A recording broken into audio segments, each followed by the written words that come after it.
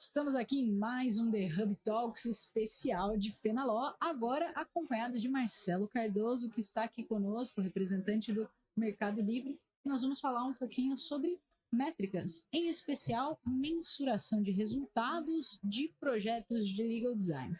Então, Marcelo, eu sei que você não é do nosso público aqui advocatício necessariamente, o que eu acho espetacular, justamente porque é muito bom ouvir, primeiro, gente que fala coisa que eu não entendo, que eu acho magnífico, adoro aprender. Segundo, que a gente sai um pouco dessa bolha, né, mais do mesmo. Então, conta pra gente qual que é a sua perspectiva dessa mensuração, o que a gente pode começar a pensar. Eu acho que eu falo que o lado bom de não ser advogado é que eu tenho as minhas palavras difíceis também. O pessoal fala jurisprudência, eu falo query. Para falar acórdão, eu falo inner join. Então tem sempre uma carta na mão. Né? Eu também tenho termos técnicos. Os seus são muito mais complexos que o meu. Quando eu comecei a trabalhar com a parte jurídica, eu ganhei um badmecum e eu não sei usar até hoje. A Bíblia do advogado. Tá parado, nada que fica no meu suporte de... Um dia eu vou usar para monitor. Ótimo para apoiar monitor. Né? Ótimo. A altura perfeita. Eu não consegui nem entender como é que eu folheio. É um bom material. Acho que a parte da discussão hoje de métrica é uma coisa que, assim, ela nunca teve tão presente agora, principalmente na jurídica. A gente é cobrado, como toda empresa, a mensurar resultados e não é diferente no departamento jurídico ou até mesmo numa empresa de visual. Como que você consegue mensurar o que você está fazendo se o impacto é positivo para o seu cliente? Pegando um cenário de design. Acho que a gente pode começar assim entendendo o porquê que eu estou mudando de um cenário A para um cenário B, o que levou a eu mudar o meu design. Então, normalmente, eu entendo que os questionamentos são relacionados ao tempo, ao entendimento, à ida e vinda do processo de, não entendi, você vai para a pessoa A, volta para a área B, e fica aquela coisa que, no final, você não consegue mensurar porque ele vai e volta. Eu acho que a primeira parte para essa mensuração acontecer é você entender assim, do seu contrato que vai ser redesenhado, como que ele deveria ser de um modelo ideal de ponto a ponto. Quais são as áreas que ele vai passar, qual que é o tempo médio, o SLA de cada área, considerando o tempo sadio, né, pode deixar um SLA de 15 dias, mas de ponto a ponto, se tudo ocorrer bem, qual que é o tempo ideal para aquele contrato ser fechado. Porque às vezes a gente aplicar só a parte de design só vai deixar uma coisa difícil e bonita e visual. Ela tem que ficar mais fácil. Então, você consegue mensurar se ficou mais fácil com o método. Então, se você tinha um processo desenhado de um contrato, ele demorava 2 dias, só que ele ia e vinha de várias áreas, muito questionamento, e hoje ele demora nos mesmos 2 dias, só que a taxa de indo e vindo de área para área, ela reduziu a 0 ou ela diminuiu. Isso já é um ganho, isso é uma métrica. Então, métrica é tudo que você consegue colocar pontos de controle do seu processo, onde você consegue mensurar o que melhorou. Então, não é só necessariamente a parte visual, mas quantos contratos a mais você tem, porque a gente tem um problema assim de o time às vezes evita passar pela parte de contrato, tenta fazer algumas coisas assim por fora, que não é certo, porque é difícil entender. Então, evita falar com uma área e faz de qualquer jeito e às vezes desiste de um contrato pela complexidade. Então, a parte visual, ela ajuda nisso, mas os pontos de controle acho que são essenciais. E não é tão simples fazer isso. Ainda mais para o universo jurídico, para uma parte de marketing, colocar pontos de controle não é uma coisa fácil. Eu vou começar a controlar como? Desde NPS. O NPS é uma métrica de você tem a sua área que pediu um contrato e você redesenhou esse contrato. Você tem um grupo de pessoas que acessam esse novo modelo. Como que é esse modelo? Qual a percepção desse usuário com esse contrato? Ele ficou mais bonito, mais complexo? Não mudou tanto, mas ele só ficou visual? Ficou mais fácil de entender? Acho que a substituição de letras, de textos por imagens, por vídeos, eu acho que é uma coisa bem interessante que a gente consegue aplicar, vocês aplicam, e acho que acaba levando esse número positivamente. Cara, é muito interessante que você falou primeiro, mapear o que os advogados chamam de dever ser, o nosso universo ideal, né? O que deveria ser, qual que é o tempo adequado, qual que é a medida adequada. Muito legal. Acho que ninguém faz o passo 1. E aí o passo 2 é pontos de controle. Também eu vejo muitos desafios aí, e fica até o meu questionamento. Eu acho que o primeiro mau hábito que a gente tem é não levantar a bunda da cadeira para sair da nossa mesinha ali e ir conversar sobre esses pontos de controles com outras áreas, com outros players, com outros stakeholders, com os meus usuários. Acho que esse é um problema. Eu também acho que muitos departamentos têm um desafio ali de conversa entre áreas, porque a gente está falando de um controle que não é necessariamente meu. Muitas vezes eu preciso que uma outra pessoa, meio que de favor, controle alguns dados. Como que isso funciona? Como que você recomenda que a gente faça essa relação? Eu posso abrir mão dessa informação em prol daquilo que eu consigo de fato olhar? Ou é melhor que eu tente construir uma boa relação com os colegas e com outras áreas para que isso de fato fique mais robusto? Acho que o primeiro passo, assim, a gente tem uma dificuldade, a gente usa de bengala falar que o sistema às vezes é o problema. A forma que o desenho está feito é o problema. Às vezes não, você falou, é o relacionamento entre as áreas.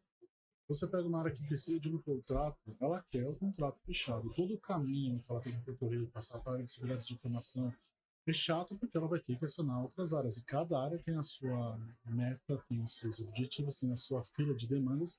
E às vezes a pessoa quer fazer a coisa, precisa entregar no SLA mais rápido que o modelo necessariamente é.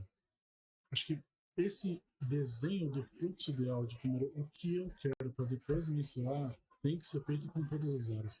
Não adianta eu ter a ideia de ter um contrato assinado em 5 dias se na outra área demora 10 para fazer. Eu tenho que conversar com a área, cara, por que demora tanto? Ah, porque a área anterior não me passa informação assim, me passa essa área. Então, beleza, vou voltar para a área anterior. É fazer essa engenharia reversa de eu quero, eu tenho um contrato de 10 dias, ele tem que ser reduzido para 5. Onde está o gargalo? Está na área do meio, assim, de 5 processos ele está na área do meio. Vamos falar com a área. Aí você vai perceber que sempre essa área vai questionar a área anterior. E no final, tá tudo no começo, de como é desenhado o processo. No final, a gente voltou para o começo. A gente volta para o começo do que a gente quer, né, o que esse contrato precisa entregar e onde eu estou colocando os meus esforços. Às vezes a gente percebe que tem contrato que ele vai para uma área que às vezes só dá um ok, nem precisaria ir. Ou uma área que a pessoa não tem o conhecimento exato do que está lá, mas para seguir o fluxo ela dá um ok. Acho que a parte de design, de tentar com o time de redesenhar isso e depois pensar na parte gráfica visual é o começo de tudo. Aí você vai colocando os pontos de controle com cada área. Se você vai para a área 1, a área que vai receber o contrato vai fazer uma primeira análise. Que pontos de controle que ela tem que ter? Um checklist, ó, está conforme com a normativa da empresa, tem algum documento errado, está trazendo a empresa que a gente está contratando, ela está ok do mercado, tem os pontos de controle. Cada ponto de controle é uma métrica. Então essa acaba sendo o ponto de controle as métricas da parte 1. E vai para a parte 2, vai para a parte 3. No final, você consegue ter N pontos de controle de segurança de informação no contrato, SLA, e no final, para a pessoa que está recebendo, se aquilo está sendo útil ou não, que é o NPS. Então você consegue construir uma cadeia, um ecossistema de KPIs. Mas isso é sentando com os times e fazendo. NPS, para quem não está familiarizado com essa terminologia, é o Net Promoter Score, que é mensurado, aí você me corrija se eu estiver errado, Marcelo, eu não lembro agora se é de 0 a 10, é de 0 a 10 ou é de 1 a 10? Depende. Depende. Advogado já. É porque tem umas empresas que usam de 1 a 10, aí de 1 a 6 detrator, se eu não me engano, de 8 a 9 é passivo, de 7 a 8 é passivo, e 9 e 10 é promotor. Isso. Mas tem empresas que usam 0, que não faz sentido, normalmente de 1 a 10. Você a regra é promotor, não é passivo menos promotor, se não me engano, detrator. Não me lembro exatamente, mas você consegue mensurar percentualmente o quanto tem de nota positiva. Isso é a percepção do usuário no final. Acho que tudo parte disso, o seu contrato, o seu desenho. Essa remodelagem não tem que pensar no seu processo na caixinha de onde começou, da área A, da área B. É no usuário final, em quem recebe isso. Que na verdade são todas as áreas envolvidas. E explicando um pouquinho mais do NPS, porque eu acho ele uma medida interessante, inclusive que mais pessoas advogadas poderiam usar, porque ele está muito ligado não só ao que você está fazendo, mas ao core business, né? A gente tem uma dificuldade dentro dos departamentos jurídicos e do escritório menos, porque o escritório presta esse serviço, né? Ser jurídico é o core business dele.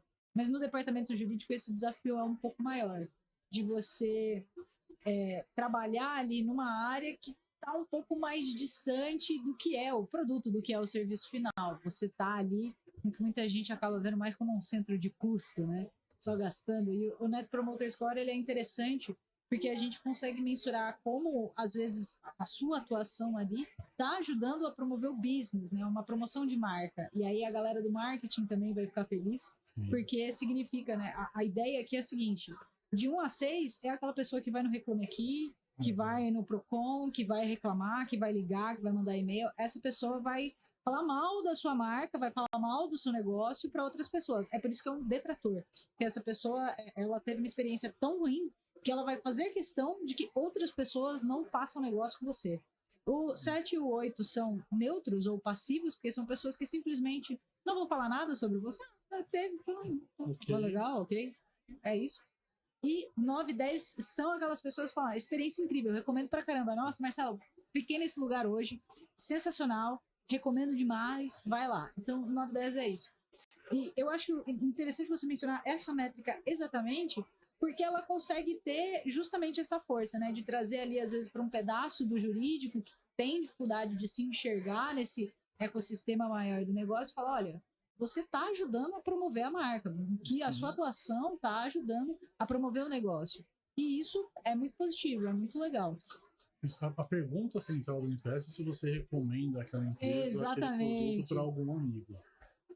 E acho que ele consolida uma série de outras micro perguntas, porque se a sua experiência não for boa, em alguma parte do processo ele falhou, ele não vai recomendar. Exato. Se for bom, ele vai recomendar, e a gente sabe que boca a boca acaba ou ergue uma empresa. Então, acho que todo o processo, assim, quando você não tem um KPI, tudo consegue ter um KPI, mas se você tem uma ideia de eu preciso ter alguma coisa, eu já partiria para o NPS.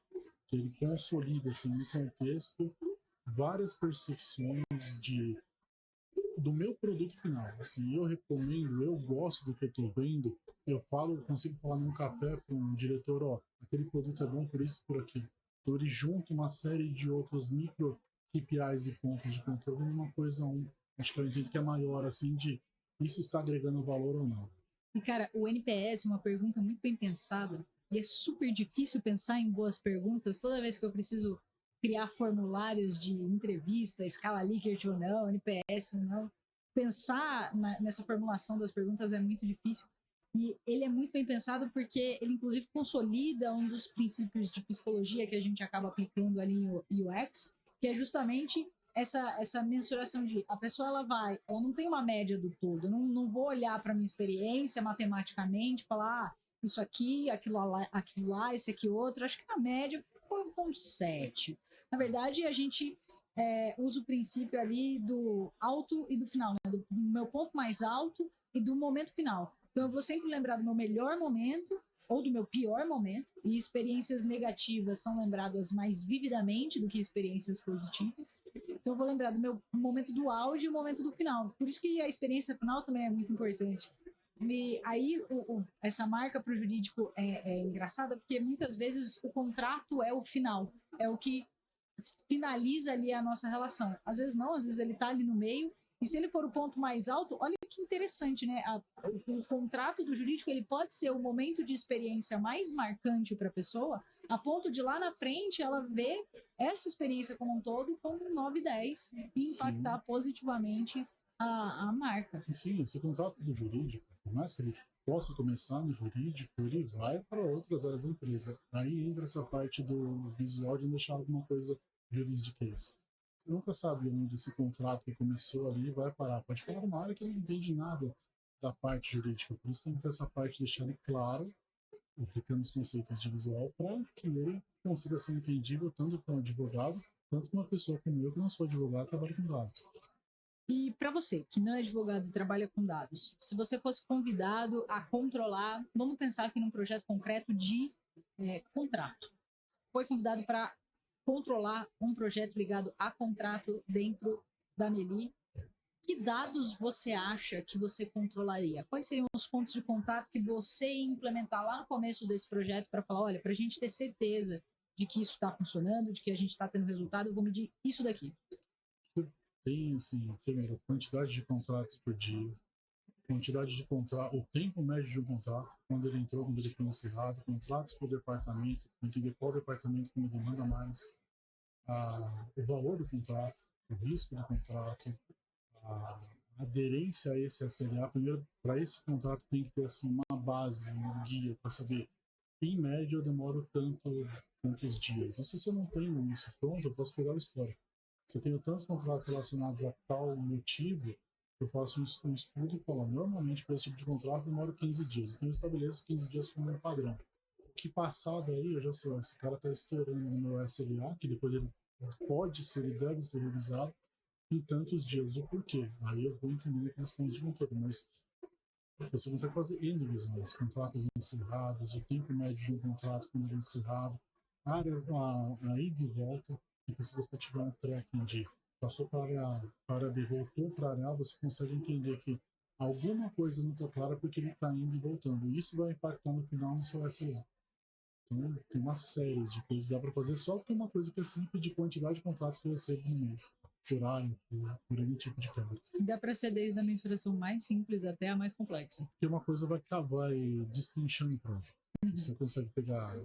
O mais simples é um histograma, você não tem os contratos, mas isso não explica muita coisa.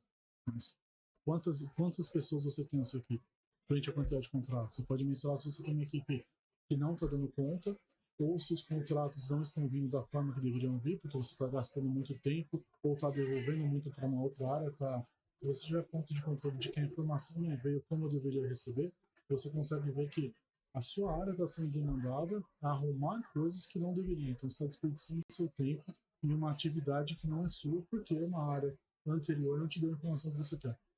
Mas tudo isso é dados, é tabular, é colocar pontos de controle. Se você recebeu um contrato, passou para A, foi para B, tem que ter. Passou para A tal dia, voltou para A, passou para B, voltou para A. Isso tem que estar tabulado. Tem que ter de alguma forma esse controle. Porque sem isso você não consegue nem começar a mensurar. O difícil aí é que a gente precisa utilizar a nossa ferramenta inimiga, que é o Excel. Não, a gente hoje tem um monte de ferramentas de contratos grandes que conseguem fazer isso de uma forma absurda. E de uma forma assim que usa a IA com que a interação da pessoa que está revisando o contrato é quase zero. E eu entendo que essa ferramenta ela consegue te dar um guia para saber, tá ok, pode melhorar aqui não, e a parte do visual deixa a coisa, potencializa mais ainda. Mas Excel, acho que você consegue extrair alguma informação e fazer um reportezinho simples, mas isso acho que já passou. Hoje as ferramentas ela já tem isso. Tem advogado que não saiu do Word ainda, você acha que eles vão pular direto para uma ferramenta? Talvez sim, mas pela preguiça de passar pelo Excel, né? É tão duro. Eu contrato uma ferramenta logo, eu não aguento mais. É por isso que eu vou na Fenalog. Vou na Fenalog para achar a ferramenta que vai substituir o meu Excel, porque Excel não tem condições. Chega de Excel, né? A gente fala que eu vejo no dia a dia, até nos outros cursos que eu participo com a Futebol e outras empresas, que Excel é uma coisa tão simples e ela facilita tanto o dia a dia de um advogado, de muita pessoa, e acho que existe um medo de, é planilha, é fórmula, é uma coisa difícil, e não é. É uma coisa, assim, se você parar para ver o quanto que você consegue agregar no seu dia a dia aprendendo coisas simples de Excel, acho que a pessoa vai pegando mais vontade de aprender mais para deixar a coisa mais automática. Depois, se você descobre as maravilhosidades do Excel, você fica dependente. Exato. Né? Aí quando você vai para uma ferramenta boa, completa, e te dá um resultado no Excel, porque a ideia desse controle de ir e vir é ter nessa ferramenta. E ela vai te dar o resultado, um arquivo, que você vai usar no Excel e você vai usar análise para fazer isso. Legal. Você vai transformar toda essa informação em tá bom no processo, né?